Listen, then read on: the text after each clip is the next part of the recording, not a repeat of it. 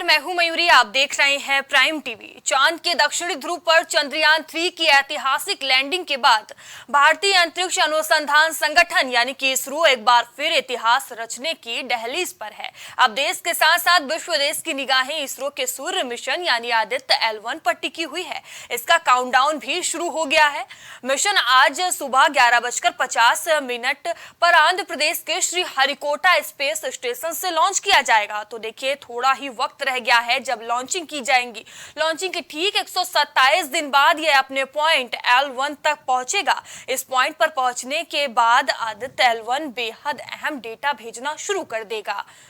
लैरेंज point, जिसे short form में L कहा जा रहा है, आदित्य L1 को सूर्य के निकट इसी पॉइंट पर पहुंचना है। यह नाम गणितज्ञ जोसेफी लुई लॉरेंज के नाम पर दिया गया है। उन्होंने ही इन लॉरेंज पॉइंट्स को खोजा था जब किसी दो घूमते हुए अंतरिक्षी वस्तुओं के बीच ग्रेविटी का एक ऐसा पॉइंट आता है जहां पर कोई भी वस्तु या सैटेलाइट दोनों ग्रहों या तारों के गुरुत्वाकर्षण से बचा रहता है। आदित्य L1 के मामले में यह धरती और सूरज दोनों की गुरुत्वाकर्षण शक्ति से बचा रहेगा। आदित्य L1 के लिए काउंटडाउन शुरू हो चुका है। स्टेप बाय स्टेप लॉन्चिंग के आखिरी चरण पूरे किए जाएंगे। सतीश धवन स्पेस सेंटर और मिशन लॉन्च पैड के स्थल के आसपास मौसम साफ है, हवा बह रही है। मिशन की लॉन्चिंग को देखने के लिए लोगों की भीड़ उमड़ी हुई है।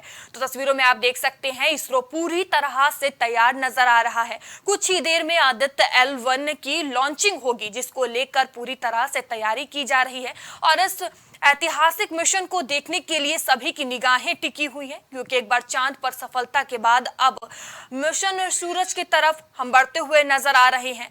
लोगों की भीड़ देखने को मिल रही है। बड़ी संख्या में लोग इस पल के गवाह बनने के लिए बेकरार नजर आ रहे हैं जब आदित्य L1 मिशन सूर्य की ओर उड़ान भरने के लिए लॉन्च किया जाएगा। तो तस्वीरें आप देख सकते हैं जहां लॉन्चिंग की तैयारी पूरी कर ली गई है।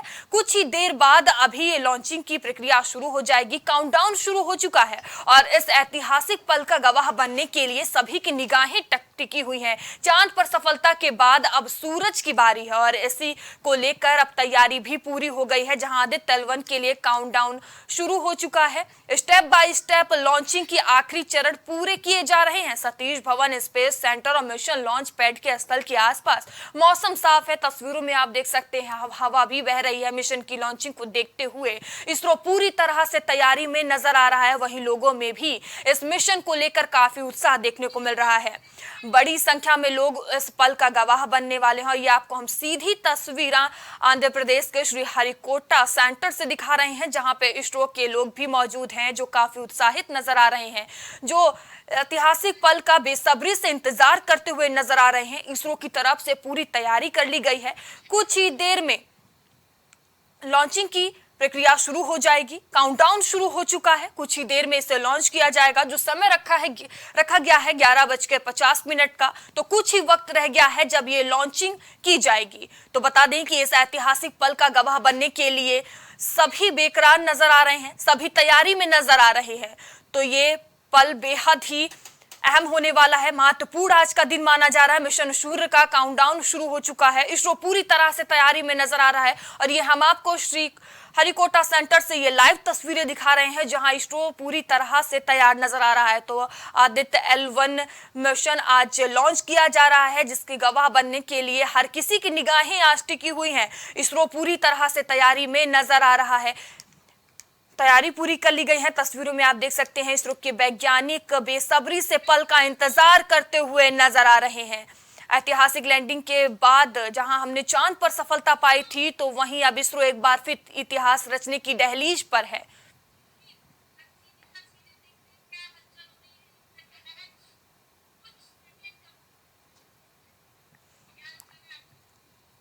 तो क्या हलचल है, सीधी तस्वीरें आप देख सकते हैं। मिशन सूर्य को लेकर लोगों में काफी उत्साह देखने को मिल रहा है। इस ऐतिहासिक पल का गवाह बनने के लिए लोग भारी संख्या में पहुंचे हुए हैं। ये बड़ा हुजूम देखने को मिल रहा है लोगों का। अब देश के साथ विश्व देश की निगाहें इसरो के सूर्य मिशन यानी कि आदित्य L1 पर टिकी हुई है।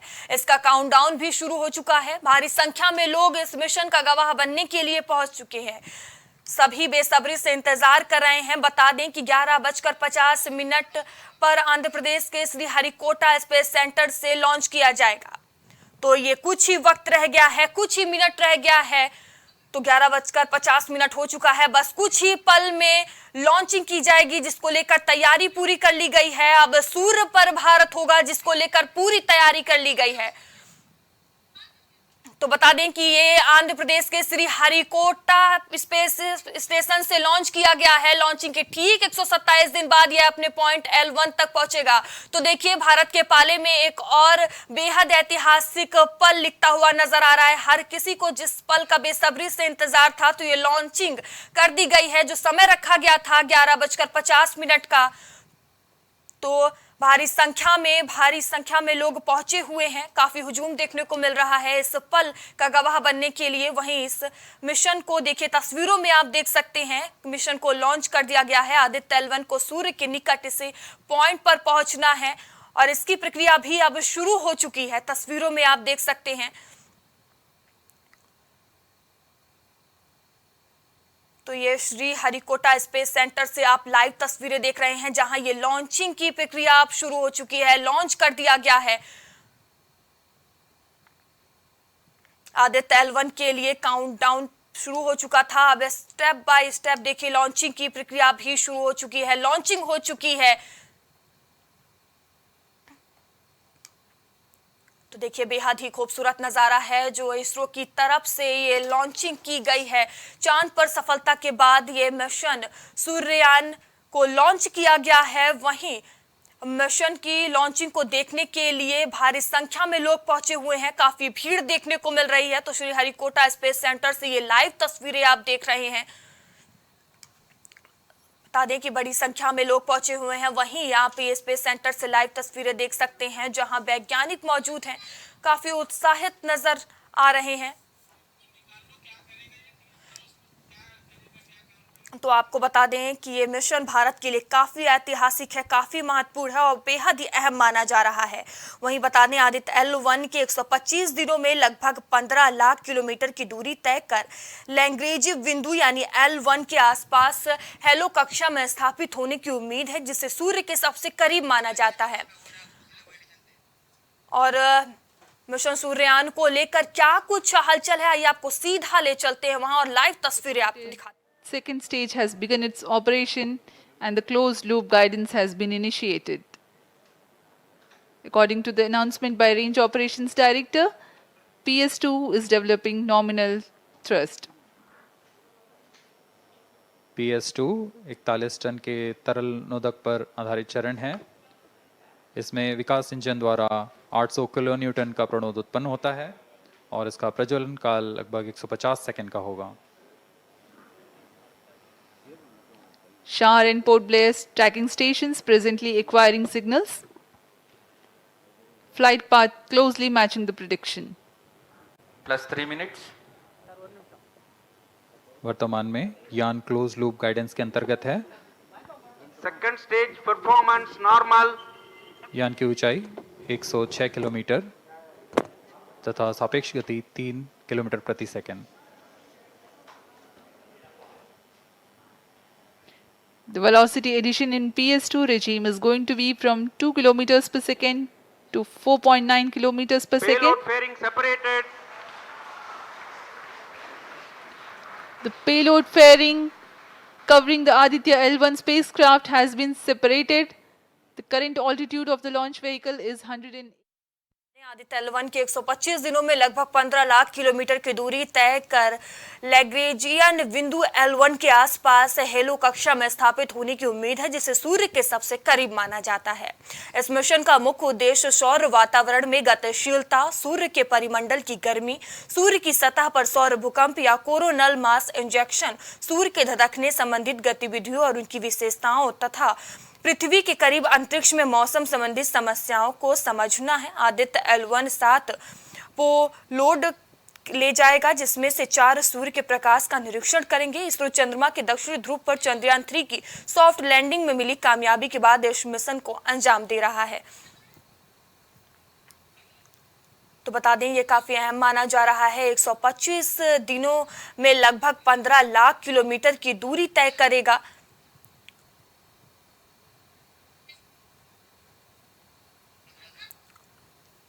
तो आदित्य L1 सूर्य का अध्ययन करने वाला मिशन है, जिसके साथ ही इसरो ने इसे पहला अंतरिक्ष आधारित वेधशाला श्रेणी के भारतीय सौर मिशन कहा है। मिशन सूर्य का व्यवस्थित अध्ययन करने के लिए 7 वैज्ञानिक पेलोड का एक सेट ले जाएगा। भारतीय अंतरिक्ष अनुसंधान संगठन इसरो ने चांद के दक्षिण ध्रुव पर चंद्रयान 3 को सफलतापूर्वक उतार कर इतिहास रचा। उत्साह में लवरेज राष्ट्रीय अंतरिक्ष एजेंसी अब आदित्य L1 मिशन को लॉन्च कर रही है। लॉन्च किया गया है। इस मिशन का उद्देश्य सूर्य का अध्ययन करना है। तो देखिए, मेन उद्देश्य इसका सूर्य का अध्ययन करना है। चंद्रयान 3 की ऐतिहासिक सफलता के बाद अब दुनिया की नजर आदित्य L1 मिशन पर टिकी हुई थी। बता दें कि मिशन का उद्देश्य है कि मिशन के घटक कौन कौन होने हैं। तो बता दें कि सबसे पहले आपको बता दें कि मिशन आदित्य L1 है क्या। आदित्य L1 सूर्य का अध्ययन करने वाला एक महत्वपूर्ण मिशन है। इसके साथ ही इसरो ने इसे पहला अंतरिक्ष आधारित वेधशाला श्रेणी का भारतीय सौर मिशन कहा है। अंतरिक्ष यान को सूर्य पृथ्वी प्रणाली के बिंदु L1 के चारों ओर एक प्रमंडल कक्षा में स्थापित करने की योजना है, जो पृथ्वी में लगभग 15 लाख किलोमीटर दूर है। दरअसल बिंदु वो है जहां दो वस्तु के बीच कार्य करने वाले सभी गुरुत्वाकर्षण बल एक दूसरे को निष्प्रभावी कर देते हैं। इस वजह से L1 बिंदु का उपयोग अंतरिक्ष यान के उड़ने के लिए किया जा सकता है। तो बता दें कि भारत का महत्वाकांक्षी सौर मिशन आदित्य L1 सौर कोरोना सूर्य के मंडल का सबसे गहरी भाग होगा, जिसके तपने की प्रक्रिया, इसके तापमान, सौर विस्फोट और सौर तूफान के कारण उत्पत्ति, कोरोनल लूप की बनावट, वेग और तमाम चीजें हैं। सौर हवाएं अंतरिक्ष के मौसम को प्रभावित करने वाले कारकों का अध्ययन करेगा। तो मेन उद्देश्य आपको बता दें, मिशन आदित्य L1 का होगा सूर्य का अध्ययन करना।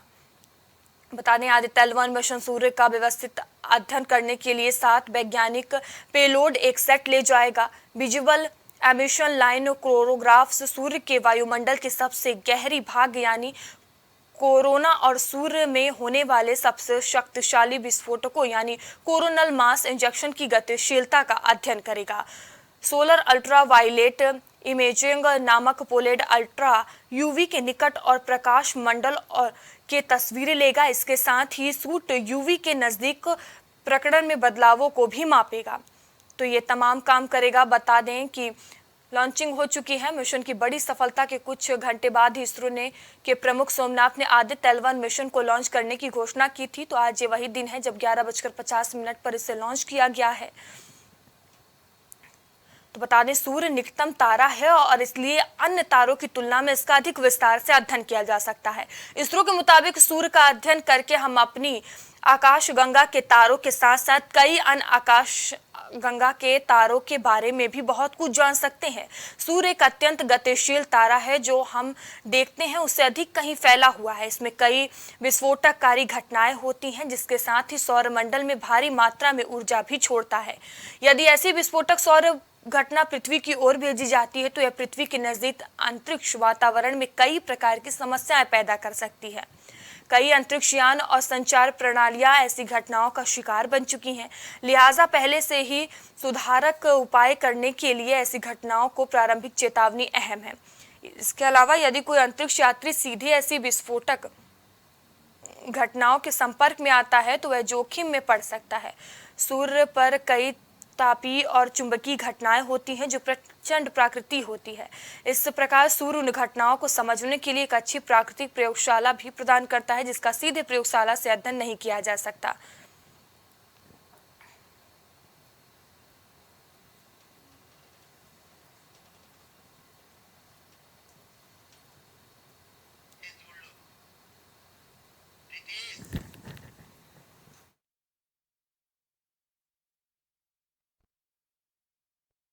खबर पर हमारे सहयोगी रितेश हमसे जुड़ चुके हैं।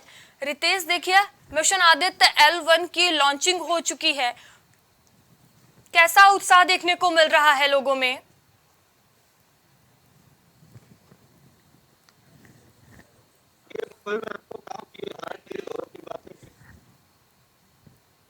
किया गया था वो सफलतापूर्वक सफल रहा। उसके बाद आज सूर्ययान यानी आदित्य L1 11:50 पर आंध्र प्रदेश से श्रीहरिकोटा से उसको जो है भेजा गया सूर्ययान के लिए। तो ये बहुत ही गर्व की बात है। मैं आपको बता दूं कि ये PSLV एक्सेल रॉकेट है जो ले करके आदित्य L1 को जाएगा और अंतरिक्ष में छोड़ेगा। यानी 127 दिन में वो वहां पर पहुंचने वाला है। उसके पहले 16 दिन का चक्कर पृथ्वी का ये लगाएगा आदित्य L1।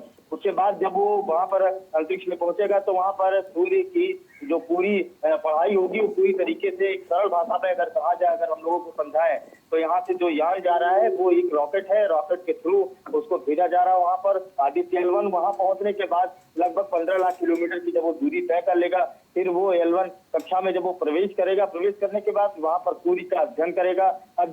करने के बाद वहां से तस्वीरें सीधा इसरो के दफ्तर में भेजेगा और इसरो तब वो सारी तस्वीरों को एनालिसिस करके पढ़ करके फिर हमारे देश की जनता के पास होगा। तो ऐसे में एक बहुत बड़ी बात है कि जिस तरीके से इसरो ने ये कर दिखाया, जिस तरीके से चंद्रयान 3 रहा, अब सूर्ययान अगर इसको कहा जाए, जो अभी लोगों की जुबान पर सूर्ययान नाम है, तो ये आदित्य L1 इसको साइंटिफिक कहा जाता है। हालांकि सूर्य की गर्मी, सूर्य का तापमान इतना तेज है कि वहां तक पहुंचना बड़ा मुश्किल है। वैज्ञानिक इस चीज की आशंका भी जताते रहे हैं, लेकिन उनमें एक विश्वास भी है। जिस तरीके तो से इसरो के लिए आंध्र प्रदेश कितनी बड़ी चुनौती होगी रितेश सूर्य तक पहुंचने की? देखिए, अगर वैज्ञानिकों की माने तो ये बहुत बड़ी चुनौती होगी। जिस कक्षा में L1 जो कक्षा है, जहां पर उसको इस PSLV एक्सेल रॉकेट के थ्रू जो भेजा गया है आदित्य L1, तो वहां तक पहुंचने के लिए उन्हें बड़ी दिक्कतों का सामना करना पड़ सकता है। ऐसा वैज्ञानिकों का मानना है कि जब वो वहां पर पहुंचेंगे तो वहां तापमान एक अलग होगा। एक ऐसा ही कक्षा है, वहां पहुंचने के बाद सूर्य का अध्ययन किस प्रकार से होगा, किस तरीके से उसमें चीजें लगाई गई है, क्या मशीनरी फिट है, ये सारी चीजें वैज्ञानिक दृष्टिकोण से अगर देखी जाए तो ये माना जा सकता है कि ये बहुत बड़ी उपलब्धि होगी। हालांकि टास्क है बहुत बड़ा वैज्ञानिकों के लिए, इसरो के लिए, लेकिन इसरो के जो प्रमुख हैं सोमनाथ, उन्होंने ये भरोसा जताया है और पूरे भारतवासियों को उन्होंने ये पूरी तरीके से भरोसा दिलाया कि वो इस कामयाब में हासिल होंगे। जिस तरीके से चंद्रयान 3 मिशन कामयाब रहा, उस तरह से आदित्य L1 का भी मिशन कामयाब होगा और भारत के पाले में। रितेश, आदित्य L1 का मकसद क्या है? इससे भारत को क्या कुछ हासिल होने वाला है? देखिए, सबसे बड़ी बात यह है कि यदि भारत किसी चीज पर शोध करता है, चाहे वह पृथ्वी हो या आकाश हो या सूर्य हो या चंद्रमा हो, तो ये बहुत बड़ी उपलब्धि होती है, क्योंकि इसमें बल भी लगता है, बुद्धि भी लगता है, विवेक भी लगता है और कहीं ना कहीं जिस तरीके से इसमें जान समझ बूझ का प्रयोग होता है। तो भारत में ऐसे वैज्ञानिक हैं जो अभी हम लोग विदेशों की चर्चा करते हैं कि विदेश में इन्होंने ऐसा किया या और देशों ने ऐसा किया, तो भारत देश भी उस तरीके से उभरता हुआ वो देश हो रहा है। जैसे अभी आपने देखा कि चंद्रयान 3 जिस तरीके से दक्षिणी ध्रुव पर पहुंचा, वो पहला देश है विश्व का, भारत पहला देश है जो वहां पर पहुंचा। ये भारत के लिए गर्व की बात है। यदि कोई दो देशों में युद्ध होता है या दो देशों में कोई खेल होता है, उसमें अगर भारत विजयी होता है तो कहीं ना कहीं भारतवासियों के दिल में वो जज्बा, वो सलाम पैदा होता है, जिससे भारत की ओर सम्मान बढ़े। तो इस तरीके से ये वैज्ञानिक दृष्टिकोण से अगर इसे देखा जाए तो ये बहुत बड़ी रचना है, जिस रचना को तैयार करके सीधे पृथ्वी से 15 लाख किलोमीटर की ऊंचाई पर 127 दिन की यात्रा करने के बाद कोई यान पहुंच रहा है और वहां पर पहुंचना ही एक बहुत बड़ी बात है, यहाँ से जाना ही एक बहुत बड़ी बात है। तो ये कहीं ना कहीं बहुत ही एक ऐसा मशीनरी खेल है और जिस पर यहाँ के वैज्ञानिकों ने, यहाँ के इंसानों ने उसकी निजात की, उसका खोज किया और आज हम देख रहे हैं चंद्रयान सफल 3 और अब सूर्ययान सफल भी देखेंगे। जिस तरीके से वैज्ञानिकों ने ये पूरी तरीके से दर्शाया है और दिखाने की कोशिश किया। रितेश, आदित्य L1 को कैसे तैयार किया गया है? इसमें क्या कुछ खास है? ये कैसे काम करने वाला है? देखिए, पूरी तरीके से जो जानकारी है अभी वो पूरी तरीके से जानकारी जो ये मिल पा रही है, सोलर का इस्तेमाल है। सोलर के जरिए ही वो जिस तरीके से 127 दिन का उसमें कैसे ईंधन रहेगा, किस तरीके से वो इलेक्ट्रिसिटी काम करेगी उसमें, तो इसमें काफी वैज्ञानिकों ने, इसरो के कई वैज्ञानिक, इसमें 40 से 50 वैज्ञानिक इसरो मौके पर भी बैठे हैं। जब 11:50 में लॉन्चिंग की गई तो हर एक एक पल का, एक एक पहलू का वो लाइव चीजें देख रहे हैं किस तरीके से जा रहा है और इसमें बड़ी ऐसी टेक्निकल चीजें लगाई गई हैं जिनको वैज्ञानिक रूप में अगर देखा जाए तो ये बहुत बड़ी उपलब्धि है। फिलहाल जो अभी सूर्ययान भेजा गया है वो एक खुशी की बात है भारत के लिए। अब वो पहुंचने के बाद पता चलेगा। अभी तो 16 दिन पृथ्वी के चक्कर लगाने के बाद ही फिर 106 दिन का ये चक्कर इनका होगा। 106 दिन के बाद तब फिर जब ये सूर्ययान में पहुंचेंगे वहां पर L1 में, आदित्य L1 जब पहुंचेगा तब हमारे इसरो के पास इसकी तस्वीरें आनी शुरू हो जाएंगी और ये साफ हो जाएगा कि सूर्ययान का मिशन सफल रहा और किस तरीके से रहा और क्या है सूर्य का अध्ययन। जी धन्यवाद रितेश, हमसे जुड़ने के लिए तमाम जानकारियों के लिए। नए भारत की ऐतिहासिक उड़ान आप देख रहे हैं।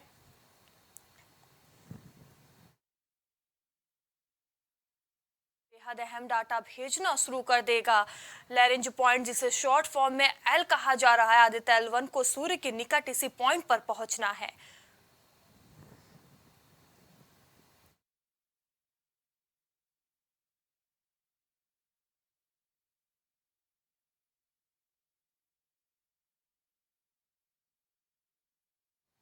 यह नाम गर्ते के जोसेफे लुई लैरेंज के नाम पर दिया गया। उन्होंने ही इन लैरेंज पॉइंट को खोजा था जब किसी दो घूमते हुए अंतरिक्षीय वस्तुओं के बीच ग्रेविटी का एक ऐसा पॉइंट आता है जहां पर कोई भी वस्तु या सैटेलाइट दोनों ग्रहों या तारों की गुरुत्वाकर्षण से बचा रहता है। आदित्य L1 के मामले में यह धरती और सूरज दोनों ही गुरुत्वाकर्षण शक्ति से बचा रहेगा। आदित्य L1 के लिए तो बता दें कि आदित्य L1 उड़ान भर चुका है।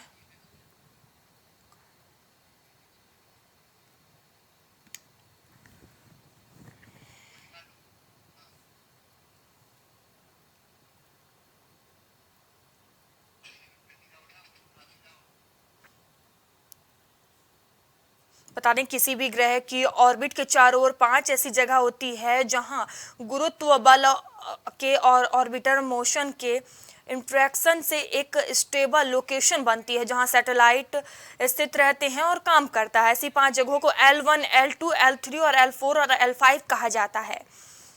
तो यह नाम इटली के 18वीं सदी के वैज्ञानिक जोसेफ लुई के नाम पर रखा गया। आदित्य L1 को सन अर्थ सिस्टम पॉइंट कहा जाता है और यहीं पर आदित्य L1 को पहुंचना है। इस पॉइंट पर किसी सैटेलाइट को पहुंचने का बड़ा फायदा यह होता है कि वहां से सूरज को लगातार देखा जा सकता है और इसमें ग्रहण वगैरह से कोई बाधा नहीं पड़ती है। L1 पॉइंट पर आदित्य L1 के पहुंच जाने पर सोलर एक्टिविटी को बेहतर तरीके से देखा जा सकेगा।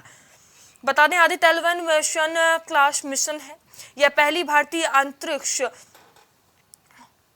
होगी। अभी तक हम सूरज की स्टडी धरती पर लगाई दूरबीनों से कर रहे थे। ये दूरबीन या नैनीताल की जैसी जगहों पर लगी है, लेकिन हमारे पास स्पेस में टेलीस्कोप नहीं है। धरती की दूरबीन से हम सूरज की दिख रही सतह ही देख पाते हैं। सूरज जो धरती के वातावरण में काफी अलग है। सूरज के आउटर को कोरोना कहा जाता है। वह बेहद गर्म होता है। कोरोना गर्म क्यों होता है इसकी पूरी जानकारी नहीं है। कोरोना को पूर्ण सूर्य ग्रहण के दौरान ही देखा जाता है। तो अब कोरोना ग्राफ जैसा एक टेलीस्कोप VELC इस मिशन के साथ भेज रहे हैं जो कोरोना पर 24 घंटे निगाह रखेगा और ग्राउंड स्टेशन पर रोज 1440 फोटो भेजेगा। तो बता दें कि आदित्य L1 में 7 पेलोड यानी उपकरण लगे हैं। इसके जरिए फोटोस्फीयर, क्रोमोस्फीयर और सूरज की सबसे बाहरी परतों यानी कोरोना की स्टडी करने के लिए इलेक्ट्रोमैग्नेटिक और पार्टिकल का उपयोग किया जाएगा। 4 पेलोड्स सूरज को सीधे तौर पर देखेंगे और 3 पेलोड्स लैग्रेंज पॉइंट 1 पर पार्टिकल्स और फील्ड्स की स्टडी करेंगे। इसके जरिए कोरोना यानी बाहरी परत की गर्मी सूरज की बाहरी परत से उठने वाले सौर तूफानों की गति और इसके टेम्परेचर के पैटर्न को समझेगा। सूरज के वातावरण की जानकारी रिकॉर्ड करेगा। पृथ्वी पर पड़ने वाली सूरज की किरणों के असर का पता लगाएगा।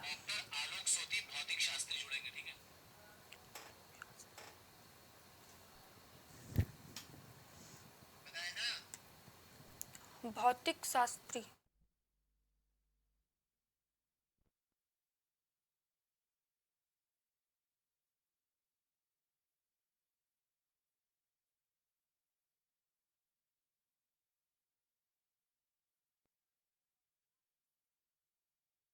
जो भौतिक शास्त्री हैं, आलोक जी बहुत बहुत स्वागत है आपका प्राइम टीवी में। तो देखिए आज सूर्य मिशन की लॉन्चिंग हो गई है। मिशन आदित्य L1 को लॉन्च किया गया है। तो सबसे पहले आप ये बताइए कि मिशन आदित्य L1 है क्या?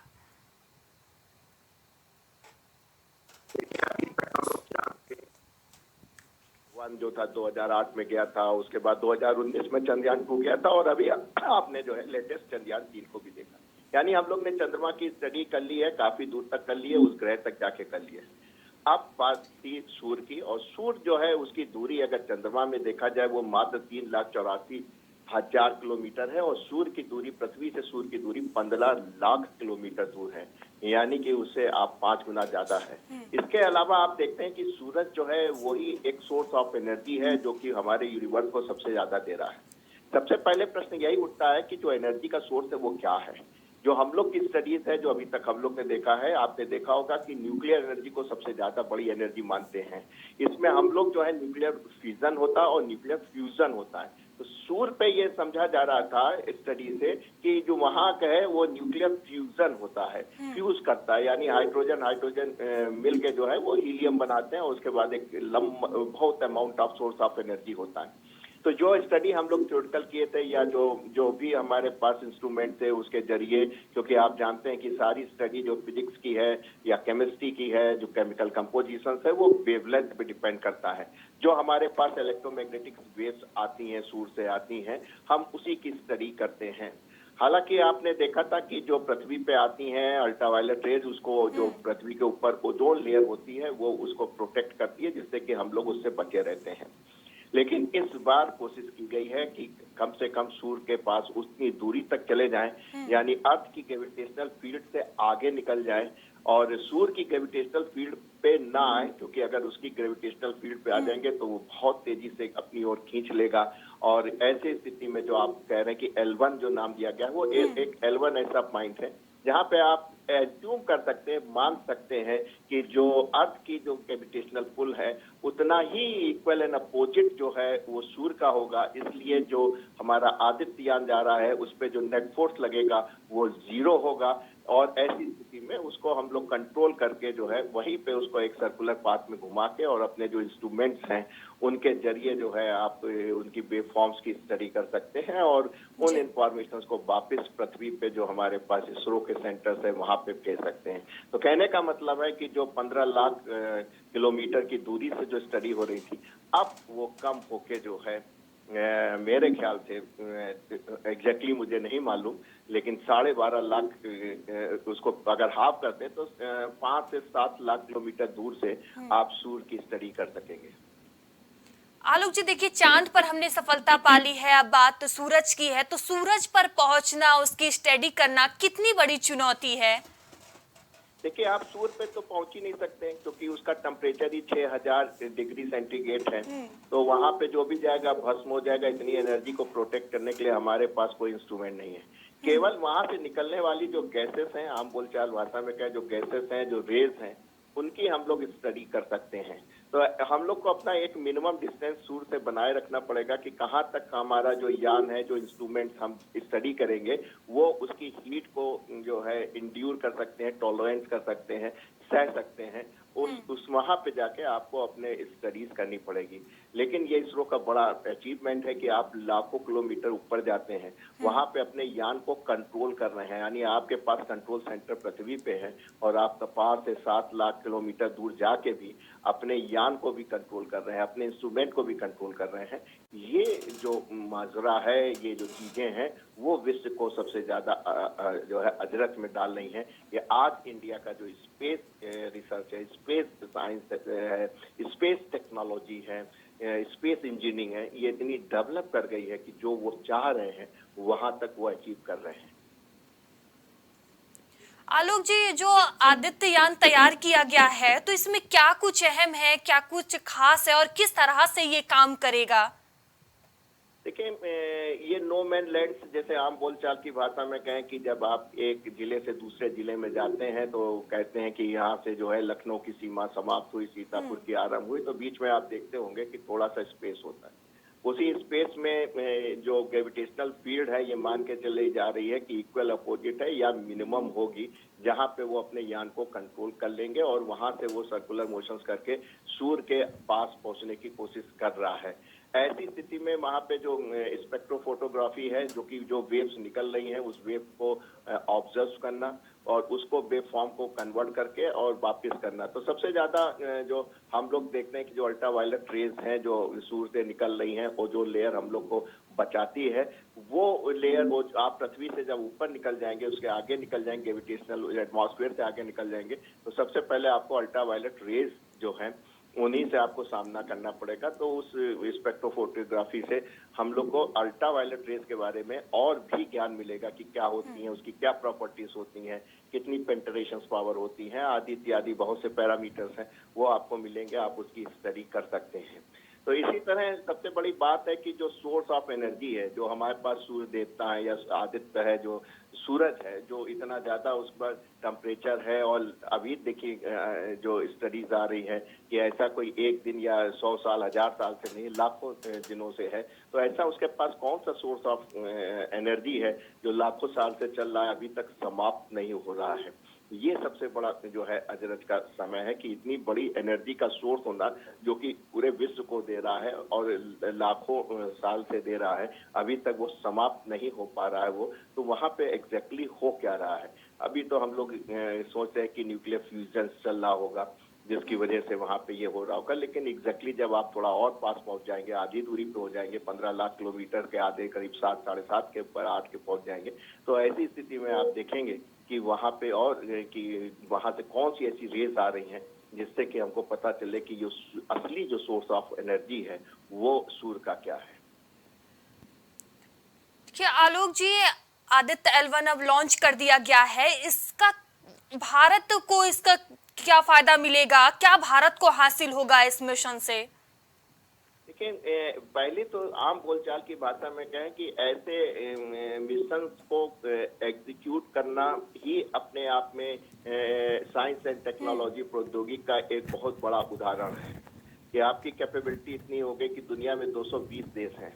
अभी तक सूर्य की स्टडी करने के लिए इतने करीब पहुंच के जो है कोई मिशन सामने नहीं आया। हालांकि काफी लोग कोशिश कर रहे हैं, चाहे अमेरिका हो, चाहे रशिया हो, चाहे चाइना हो, यही 3 प्रमुख देश हैं जो कि स्पेस टेक्नोलॉजी में आपने देखा था कि अमेरिका तो 1969 में ही उन्होंने अपना आदमी को मून की सतह पर उतार दिया था। उस समय हम लोग के पास खाने तक की रोटी और पहनने के कपड़े नहीं होते थे। तो अब उस समय को देखिए और आज का समय देखिए कि साउथ पोल पे सबसे पहले हम लोग ने उतारा। तो ये एक दर्शाता है कि आपका जो कंट्री है वो किस तरीके से प्रोग्रेस कर रही है। अगर साइंस एंड टेक्नोलॉजी में कर रही है तो इसका मतलब है फूड एंड एजुकेशन में वो सफिशिएंट हो गई हैं। तो ये एक मापदंड होता है कि आप अपनी साइंस एंड टेक्नोलॉजी में कितना आगे बढ़ चुके हैं। बाकी 220 मुल्क जो इस दुनिया, इस यूनिवर्स में आपके पृथ्वी लोक पे हैं। दूसरी बात, वैज्ञानिक की जिज्ञासा ही होती है कि ये हो रहा है तो क्यों हो रहा है। हालांकि जो फिजिक्स है वो study of law of nature है, जो नेचर है हम केवल उसी की स्टडी करते हैं। तो वहाँ जो सूर्य का जो सोर्स ऑफ एनर्जी का जो नेचर है बस हम उसी की स्टडी करना चाहते थे, आखिर ये क्या है। अगर वैसा सोर्स ऑफ एनर्जी क्या पृथ्वी पे नहीं डेवलप किया जा सकता है? अगर वो डेवलप कर लिया जाए तो जाहिर सी बात है हम लोग को जो एनर्जी है उसकी कभी भी कमी ना पड़े। आप देख रहे हैं कि सूरज जो है 6000 डिग्री सेंटीग्रेड का जो है लाखों साल से चल रहा है। आखिर वहाँ पे क्या है?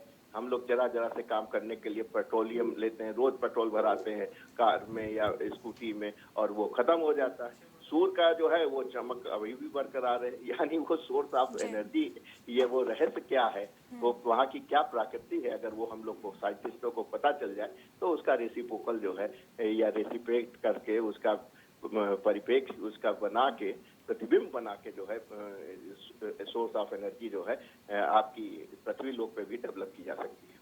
जी, कहीं ना कहीं ये भारत के लिए बड़ी उपलब्धि होगी। बहुत बहुत धन्यवाद आलोक जी आपका हमसे जुड़ने के लिए। तो मिशन आदित्य L1 को लेकर आलोक सोती जानकारी दे रहे थे, जहां ये भारत के लिए बड़ी उपलब्धि होने वाली है।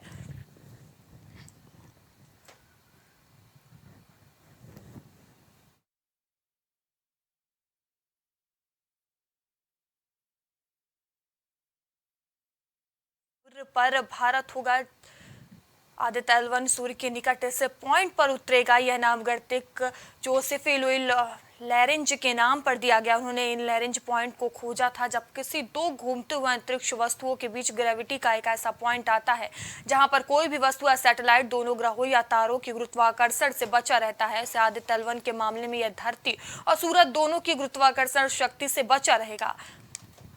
आदित्य L1 तो लॉन्च कर दिया गया है। बता दें कि 125 दिन का ये सफर रहने वाला है जिसमें तमाम चीजें सामने आएंगी और ये भारत के लिए बेहद ही ऐतिहासिक और उपलब्धि भरा दिन है। सर, आज आदित्य L1 जा रहा है, क्या कुछ इसमें है सर?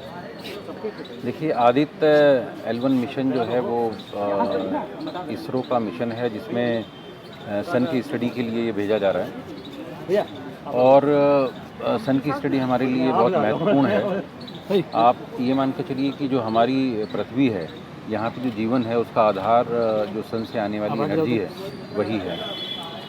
तो सन पे क्या क्या क्रियाएं हो रही हैं, वहाँ पे जो आप ज्वालाएं देखते हैं बहुत सारी, उनकी वो किस टाइप से हैं, उनका क्या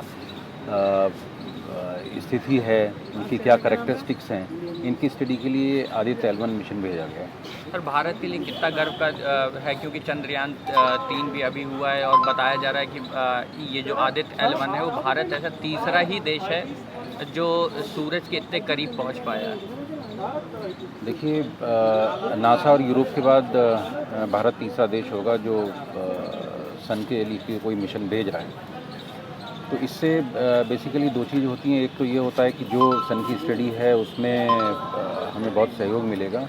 उसके बाद में जो स्पेस में काम करने की टेक्नोलॉजी है उसको डेवलप करने में एक ये होता है, माइलस्टोन होता है कि हम सक्षम हैं कुछ भी करने के लिए, कहीं पर भी जाने के लिए। जो दुनिया के जितने भी अग्रणी देश हैं जो नासा हैं, उनके आज हम बराबर पहुंचने की स्थिति में।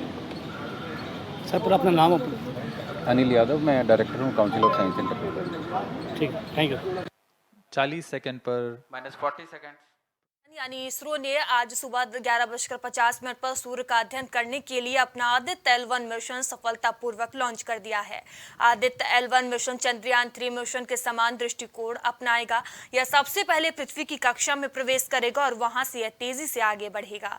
यह तब तक आगे जाएगा जब तक कि यह अंततः पृथ्वी और सूर्य के पहले लैरेंज बिंदु यानी कि L1 के आसपास अपनी अंतिम प्रभामंडल कक्षा के पथ पर नहीं आ जाता। आदित्य L1 को सूर्य परिमंडल के दूरस्थ अवलोकन और पृथ्वी के अवलोकन 15 लाख किलोमीटर दूर L1 सूर्य पृथ्वी बिंदु पर सौर हवा का वास्तविक अवलोकन करने के लिए डिजाइन किया गया है। तो बेहद ही सफलतापूर्वक लॉन्च हो चुका है।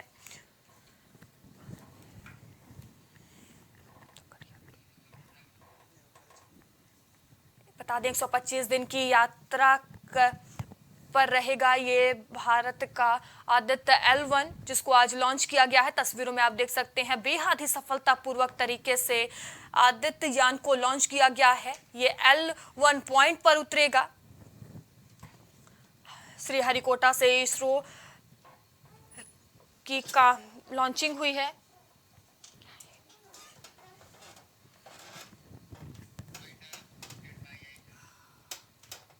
अभी के लिए इतना ही। आगे आपसे फिर होगी मुलाकात, तब तक के लिए बने रहिए प्राइम टीवी के साथ। नमस्कार।